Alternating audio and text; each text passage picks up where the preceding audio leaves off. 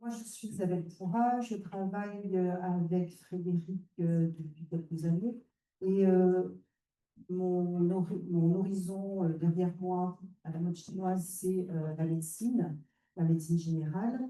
Et je suis tombée dans l'éducation thérapeutique du patient, c'est-à-dire l'accompagnement des personnes qui ont des maladies chroniques, Ouais, en passant par la pédagogie. c'est juste vrai que tu t'es élevé plutôt que de tomber.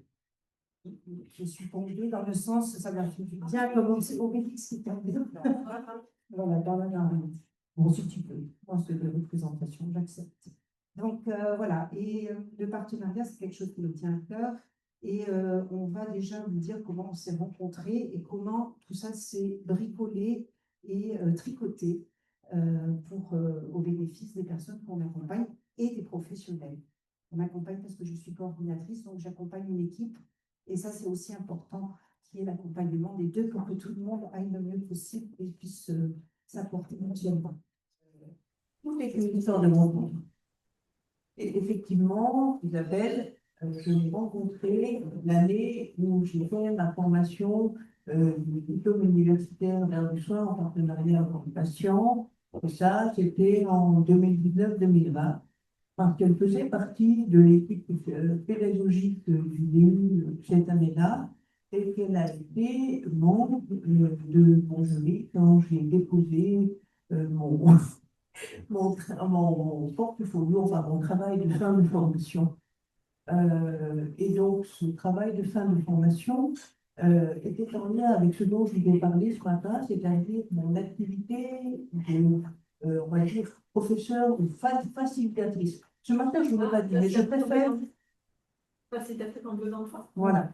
De facilitatrice de biomental. Pourquoi je dis facilitatrice? Parce que je n'aime pas le mot professeur, de même que je n'aime pas le mot de patient expert. À la limite, je suis experte de ma propre maladie, de mon corps, et c'est ça avec ça. Pour le reste, je suis patient partenaire, patient co-formatrice, etc. Mais je n'aime pas le nom de patient expert, au même titre que je n'aime pas le titre de professeur de danse.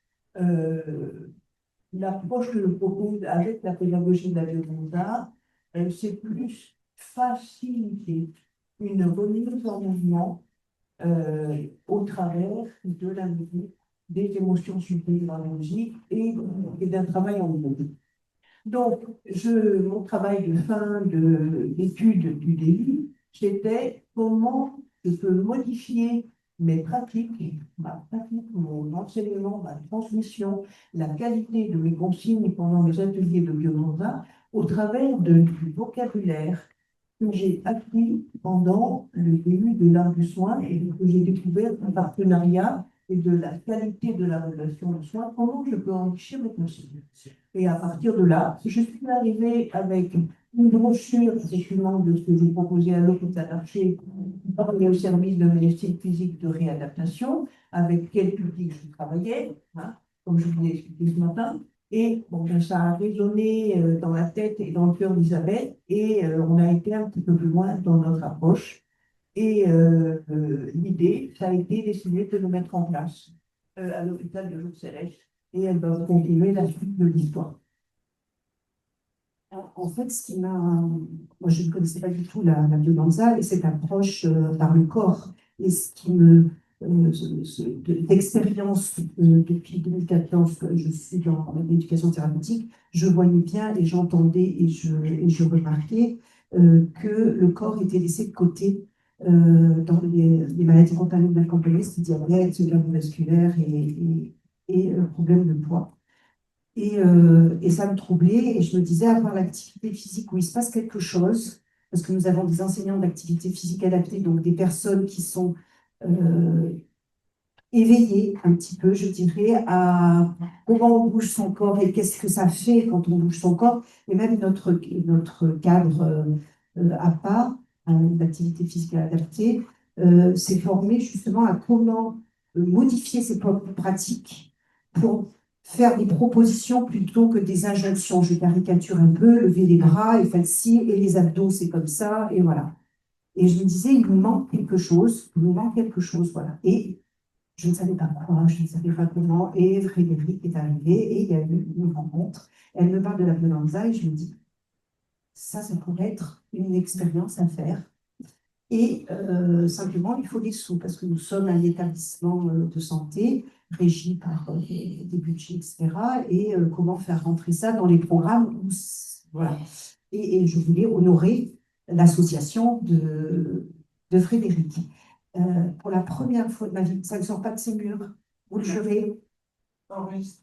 J'enlève le. Ah, merde. Non, mais Ah non, fais stop. non, mais j'ai. J'ai beaucoup. Je vais dire ça. Bon, je suis allée chercher des sous. Nous avions un. Ça, c'était pas la première fois de ta vie, à mon avis. Non, c'est la première fois de ma vie que je le fais avec l'industrie. Voilà, je confesse. Et vous savez, maintenant je suis vieille, donc je mets du lait dans mon vin et du lait dans mon café. Ah non, enregistrement. Voilà. Et en fait, je me suis dit, voilà, on va faire une expérience. Donc, ce sera pour une fois. Et on travaillait avec la société Bodinov, qui est la société qui propose aux personnes qui ont des problèmes de poids des vêtements adaptés, notamment des maillots de bain, etc., avant ou après chirurgie, s'il y a des chirurgies, et voilà. Et je me suis dit, bon, eux, est-ce que je peux leur demander pour pas aller vers les médicaments? Je ne savais pas comment faire. Bon, enfin bref, j'ai eu combien on a eu 3 000 euros pour 1 000 euros. Je me suis dit, oh là là, qu'est-ce qu'ils vont me demander? Ils m'ont demandé le nom des médecins de la structure. Moi, j'y suis pas, je suis coordinatrice OTP. C'est pas sympa ce que j'ai fait, mais j'étais d'accord, les collègues. Donc, voilà. Et de toute façon, on prescrivait quand il y avait besoin. Et du coup, on a fait cette expérience-là. Et 3 séances en 2000. En 2021. Voilà. En avril, mai, juin 2021. Limite Covid, quoi. En avril, mai, juin 2021, on a proposé 3 séances découvertes aux patients. Hein. Et ensuite, on leur a fait un petit questionnaire de retour. Et ensuite, moi, je devais en rapporter à la direction. Enfin, je veux dire, on ne fait pas dans un établissement de soins. On est régi par un cadre.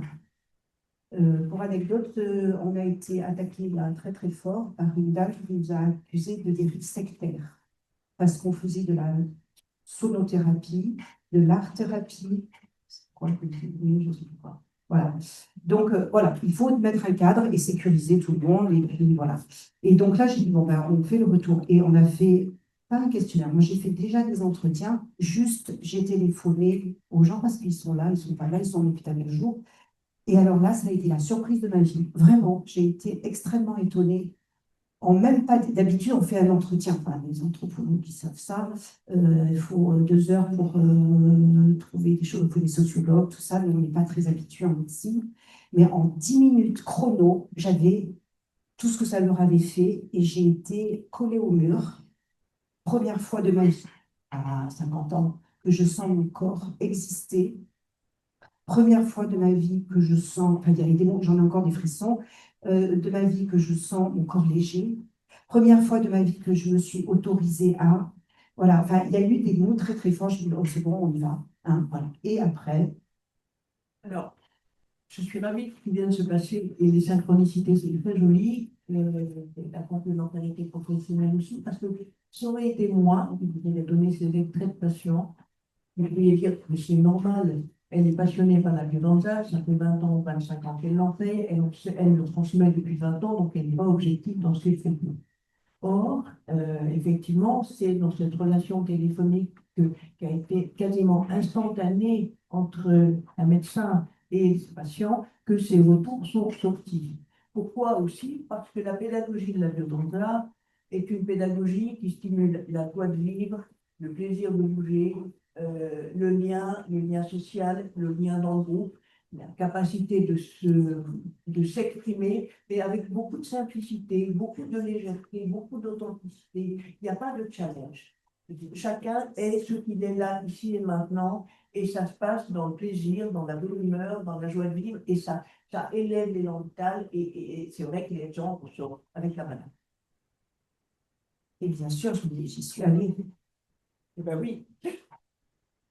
Et le jour, enfin, bon, à chaque fois, c'était des expériences extraordinaires. Je vous dis, en tant qu'individu humain, citoyenne, j'ai essayé la biodanza, et il m'est arrivé des tonnes de choses. Hein. Et notamment, je me rappelle de ce monsieur, alors de Rose, qui disait, je ne peux pas bouger, je ne peux pas bouger, tu es sur sa chaise. Et puis à la fin, roquer, toujours sur sa chaise, mais roquer. Voilà, elle roquait avec nous. Je me rappelle de ce jeune homme, pathologie mentale associée, il ne pouvait pas bouger, je vous assure. Donc, on était, et à la fin de la séance, non seulement il se balançait un petit peu, on était tous les deux, hein, parce que voilà, c'était difficile pour les autres, et il m'a regardé dans les yeux à la fin de la séance, et il a esquivé mon sourire. Bon, voilà. Donc, on a continué la violence. Euh, et effectivement, ces retours de patients au bout des 3 séances découvertes, Isabelle est allée avec ses retours voir la direction de l'établissement. Et bien sûr, ça a été Comme une séance avec les partenaires qu'on a fait une année. oui. Ah oui, oui, bon, je reviens un tout petit peu en arrière. Donc, ça a été aussi assez facile, entre guillemets, tel qu'il a fait ses parents, de convaincre effectivement la direction de mettre ça en place. Donc, avec l'aide de Boudinov, on a pu effectivement assurer un certain nombre de séances régulières à raison de 2 ou 3 par mois pendant une bonne année avec ce financement. Et puis, bah, au bout d'un an, Bodinov, on a fait un bilan. Bodinov ne pouvait plus continuer à nous accompagner financièrement. Bodinov demandait autre chose. Mais pour autant, je veux dire, personnellement, je les ai remerciés généreusement parce que ça nous a permis de aussi mettre un pied dans l'institution. Parce que quand il s'agit, on parlait ce matin d'activités psychocorporelles et d'approches alternatives à la santé, et de médecine complémentaire, c'est pas évident hein, de rentrer dans une institution, effectivement. Donc, effectivement, on a été nourri de l'expérience de retour des patients. Et la direction, entre guillemets, de CERES, je peux dire, s'est engagée et s'est mouillée et nous a permis de continuer les ateliers jusqu'en avril 2024. Donc, maintenant, il n'y a plus de financement, donc on est stoppé pour l'instant, mais effectivement, les patients ont pu bénéficier de cet accompagnement au travers de la danse adaptée et du mouvement jusqu'au printemps 2024. Et quand tu dis la direction, c'est vrai qu'à plusieurs échelles dans le système de santé, il faut des moyens. Et c'est des politiques de santé. Donc, quand l'outil vous dit l'art, le rapport de l'OMS dit l'art doit rentrer dans la santé, ben, je sûr, c'est pas gagné. Hein. Et on a fait une thèse avec une étudiante en médecine générale qui a proposé de se peindre le mur de la salle presque abandonnée du service du caisson à Marseille, où les gens venaient pour des plaies ou pour des décompensations. Voilà. Et elle s'est lancée comme ça. Et après, on a vu ce que ça a donné. C'est magnifique. Plus jamais l'équipe de professionnels et plus jamais les patients ne se verront de la même façon. Et les soins, on gagne. Et personnes nous ont dit, ça va soigner. Les plaies ont guéri. Pas rien, hein, ceux qui étaient là depuis un an quand même. Hein, voilà. Donc, il y a eu plein d'autres choses. Je m'écarte. On disait, oui, le soutien de la direction. Et du coup, on avait à cette époque une directrice adjointe qui était vraiment très éveillée, personnellement et professionnellement, à justement intégrer ces nouvelles approches dans les soins et par l'éducation thérapeutique. Malheureusement, on a eu une réforme financière l'année dernière, Toujours en cours. qui est toujours en cours. On n'a plus rien. Donc, tout ce qu'on faisait en intervention externe, et puis cette dame est partie en burn-out. Et oui, c'est un système de santé pas très sain, des fois. Et donc, après, eh ben, à Laval, on n'a plus de sous, donc on a arrêté. Et moi, je n'arrête pas d'en parler. Encore aujourd'hui, je parlais de la violence, je parle de danse, hein, parce que c'est très important. Mais on a pu continuer et j'espère qu'un jour, on pourra de nouveau faire appel à des services pour la violence.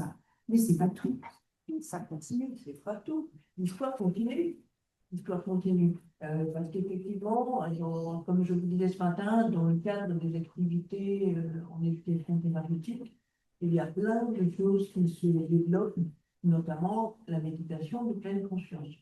Or, il se trouve que Isabelle et moi, sans savoir faire dessus, nous pratiquions séparément la méditation de pleine conscience. Et nous avons appris que le CRES-PACA, c'est-à-dire le Centre de ressources en éducation thérapeutique, qui organise des formations de prévention et de promotion de la santé en région PACA, organise donc des formations pour les professionnels de santé et aussi pour les patients partenaires, et nous a proposé une formation en méditation de pleine conscience. Donc, ni une, ni deux, ni trois. Élodie, la diététicienne de l'unité diététique de Pégoma, Isabelle et moi-même, sommes partis nous former en méditation de pleine conscience dans le cadre d'un programme d'éducation thérapeutique. Toujours dans cet esprit des approches psychocorporelles là, dans ce programme. Et ce qu'on n'a pas dit quand même, et qui me vient à l'esprit là, c'est que le partenariat qu'on a commencé à établir, c'est un partenariat, comme tu disais hier, Luigi, de compétences sociales. Je veux dire, je ne l'ai pas rencontré dans l'établissement en tant que patiente. Et donc, ça donne toute une autre aussi éclairage de tout ce qui peut être décliné en partenariat patient. Et ça, c'est très précieux, qui est, comme je disais hier, une diversité là-dedans. Donc, on est parti en pleine conscience. Alors, c'était payé par l'ARS, s'il vous plaît. Donc, moi, quand je propose aussi dans ma structure aux patients, on parle respiration, ils sont très éclairés, et maintenant, méditation, et nous avons été payés par l'ARS pour faire tout ça. Voilà, ça donne une légitimité, mais c'est important, hein, c'est très important. Donc, on a vécu ces 3 jours, enfin 2 jours plus un jour à distance, sur la méditation pleine conscience, avec des professionnels quand même qui étaient très très mal. Et beaucoup de professionnels en santé mentale aussi.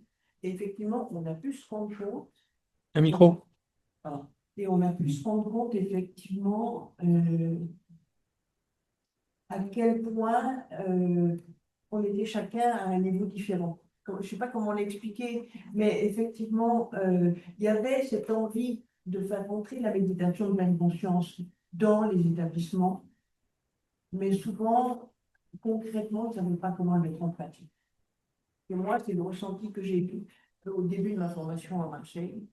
Et alors que, je veux dire, Isabelle, Élodie et moi, nous avions déjà un projet d'intégrer dans des programmes d'éducation thérapeutique. Nous, on avait fait ça intégrer différemment, alors avec des hauts et des bas, alors des discussions, c'est toujours pareil. Et du coup, moi, ce que j'ai vécu aussi, c'est qu'en fait, il faut être à l'aise, comme on l'a dit pour la sexualité auparavant. Il y a un moment donné, si on n'est pas, on ne peut pas prêcher ce avec quoi on n'est pas familier quelque part. Alors, ça ne veut pas dire qu'il faut se droguer pour accompagner les gens qui se droguent, je ne dis pas ça. Mais je dis que quand même, il faut être en accord. C'est pas simplement, je sais, vous allez faire de la méditation et puis ça ira bien, mais moi, non. Et c'était intéressant de voir justement les panels de professionnels qui étaient intéressés et qui étaient en difficulté. Et ça nous a fait tous travailler là-dessus. Ça, c'était chouette. Se proposer aux patients, oui, mais vous, qu'est-ce que vous en faites? Voilà. Voilà, on parle d'authenticité en fait. Voilà. Bon. Alors, est-ce que je saute directement, si tu en es d'accord, à l'expérience à CERES, comment je pratique? Alors, à l'hôpital de CERES, donc j'interviens sur des ateliers de méditation de pleine conscience pendant le temps de repas. Pendant le temps de repas, c'est-à-dire que les patients qui le souhaitent le matin ont préparé leur déjeuner avec l'aide d'une diététicienne et ont composé un repas agréable et plaisir en adaptant ce qui est nécessaire au niveau diététique avec une entrée, un plat et un dessert. Et pendant le temps du repas, je déjeune avec eux et je leur propose une approche de méditation de pleine conscience sous différentes formes, notamment à partir des sens et des 5 sens. de façon à mettre en éveil tout ce qui peut réveiller Micro, la curiosité. ton micro. Il y a tout ce qui peut réveiller la curiosité, le plaisir, l'observation. Parce que manger, ça permet de changer le rapport à la nourriture et le rapport au plat qu'il y a devant soi. Si on prend le temps, ici et maintenant, d'observer le repas, l'entrée, par exemple, que vous avez sous les yeux, qu'est-ce que je vois? Qu'est-ce que je perçois? Qu'est-ce que je sens? Qu'est-ce que ça alimente chez moi comme sensation gustative, etc.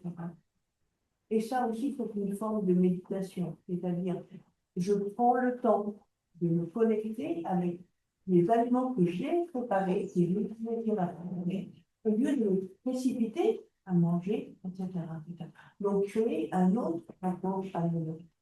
Il y a plein d'approches possibles tout au long du repas. Donc, en général, je commence par un scan corporel pour que les gens puissent prendre le temps de se poser, de ralentir et de sentir dans le corps comment ils sont. Est-ce que je suis tendue? Est-ce qu'il y a des zones du corps que je peux relâcher? La mâchoire, le cou, les épaules, etc. Et je fais un scan corporel en général en partant du bas du corps et en remontant jusqu'en haut, de façon à détendre tension corporelle. On parle des anneaux de tension, des cuirasses corporelles de l'oreille, etc. Et comment je peux me mettre confortable et agréable pour déjà apprécier ce repas. Donc ça, c'est déjà une première question. J'allais te dire, c'est premier déjà. Non, mais c'est vrai. C'est un climat propice à savourer mon repas, à le découvrir, à l'apprécier, avant même d'avoir pris ma fourchette. Donc, imaginez tout le travail de progressivité et de patience qu'il faut pour des patients et pour des professionnels et des patients partenaires, pour que des gens qui ont souvent une envie compulsive de manger, pas forcément parce qu'ils ont faim, mais parce que c'est l'heure, ou parce que tout ce travail de réappropriation, d'écouter et de s'encourager. Mais c'est fabuleux comme expérience. C'est fabuleux. Ça, c'est son approche personnelle de Frédéric et qui est son partenaire. Et elle l'annonce, voilà. On est trois à le faire. Il y a Béatrice qui vient de partir, qui était psychologue. Pardon? J'entends pas. Non, c'est pas elle. Et moi-même. Et c'est vrai que nos positionnements, nos expériences, notre posture, notre rôle dans l'institution fait que ça va être différent. Par exemple, moi, c'est vraiment sur les sensations corporelles. Voilà, il n'y a pas de relâchement, il n'y a pas de. C'est vraiment, on prend corps par corps, on fait le scan aussi, mais différemment. Et du coup, le truc, c'est de dire, mais qu'est-ce que ça fait dans le corps? Et je vous assure que ça, c'est extraordinaire. C'est-à-dire que tant que nous, parce que moi, j'utilise du nous, tant que nous ne sommes pas connectés à notre corps, et notamment, c'est les émotions, hein, les émotions, c'est physique, et ça, le corps, il montre beaucoup là-dessus, il y a un acoustique. Point de salut, parce qu'on va être en train d'élucubrer, etc., et toujours sur nos propres trucs. Et je ne dis pas qu'il n'y a pas des choses qui vont changer à l'issue du parcours éducatif, mais ce ne sera pas de la même profondeur et de même ancrage, puisque ce ne sera pas forcément ancré dans le corps. Voilà. Donc, on va le faire différemment, et notre partenariat, il est là. C'est que quand c'est Frédéric, et ça, moi, je demandais à Charles, vous l'avez déjà fait, qu'est-ce que vous avez fait? Et vous l'avez fait avec Frédéric, alors, comment? Ah, c'est super, elle nous comprend. Ok. Il y a des projections, en fait. Bon, on voit bien les représentations. Alors, et c'est normal, hein. Enfin, je veux dire, enfin, Un constat. et c'est intéressant jusqu'à ce qu'on lise le retour d'une dame qui nous a fait petit A, petit B, petit C, avec la psychologue, avec Frédéric et avec le médecin. Je ne me suis même pas reconnue quand elle a. Moi, c'était les organes. C'est pas ça, en fait. Je ne me suis pas reconnue. Donc, c'était rigolo. Et pourtant, c'est une dame qui a une grande capacité de s'exprimer, d'élaborer, d'analyser, etc. Il y avait ces projections. On a lu toutes les deux, on a rigolé. Hein. C'est très drôle parce que je me suis dit, mais c'est pas moi, ça, c'est pas possible. Et toi, tu avais une addiction. J'ai appris alors.